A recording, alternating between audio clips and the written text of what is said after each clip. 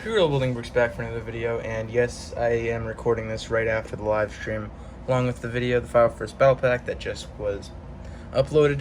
But this is the Armored Assault Tank. I also like to call it the Ahsoka Tank because the Ahsoka Tano and 332nd Trooper is really carrying this set.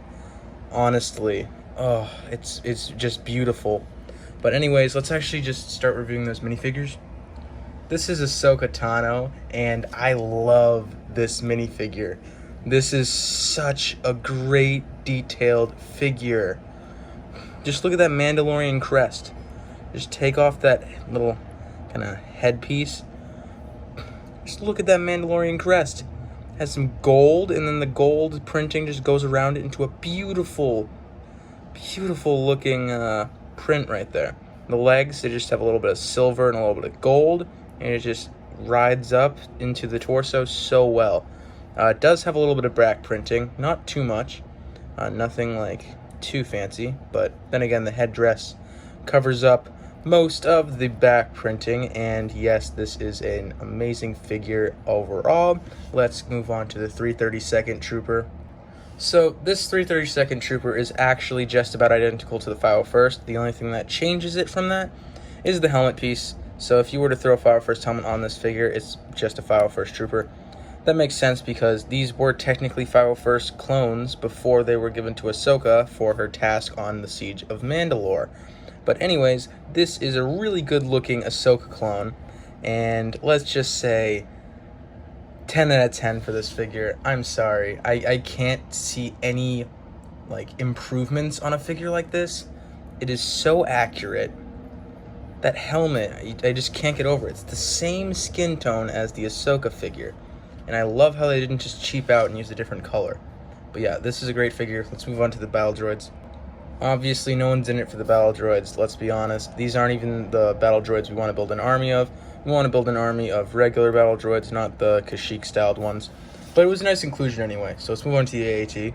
So overall, if just by looking at the AAT, well, you can tell it's an AAT, obviously, but it's not a good design in terms of a lot of ways. So, Manor Productions pointed this out in his video, so there's no sticker for this part. They include a sticker for these two Separatist logos on it, and they didn't include it on anything else. Really weird how they just chose these stickers and did nothing else. But they should have had a stripe down here, like the actual assault tank, the actual armored assault tank. But they didn't choose that for some reason. Not only that, but the cannon on the assault tank is really huge. Like, this is just crazy. Like, come on, let's just take that off. I mean, you can't even really do that because it's held together by that. Fortunately, it's not easy to do that, but I mean, I guess you could try and kind of customize it like this, but then again, it just keeps falling off. There's no way to fix this, so let me put this together back real quick. But yeah, as I was saying, other than the cannon part of the kind of build, and without the other than that and the missing stripe, I'd say this is a really good armored assault tank, probably one of the best we've ever gotten. Because the one that came with Jar Jar Binks a few years back, that wasn't too bad. It wasn't really based off of this, it was based off of the Battle of Naboo. But point being, that one was a bit smaller in my opinion, but also to get a proper design, this is technically what I'd call the proper design of an armored assault tank. I mean, it has the nailed down of that it's supposed to have that nice curve to it. Then it's supposed to go up and then have that nice cannon. The cannon and the stripe, that's the only issue. But other than the flaws in this set, I would say the ways that you're able to store your minifigures are really great. You could actually move this up to move this piece up. I find that really convenient. You could take your two battle droids.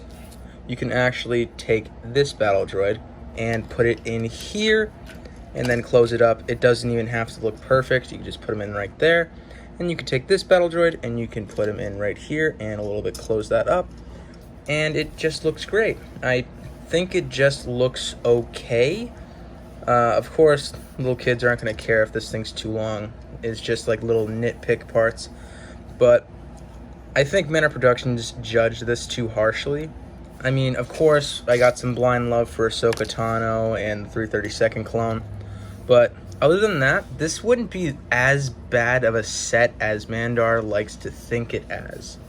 Like, there is a really nice play feature right here for little kids where you're able to actually spring load shooter by just pressing down that simple knob. We haven't really seen very simple spring load shooter designs, and they're on each side, so you're able to do that with both.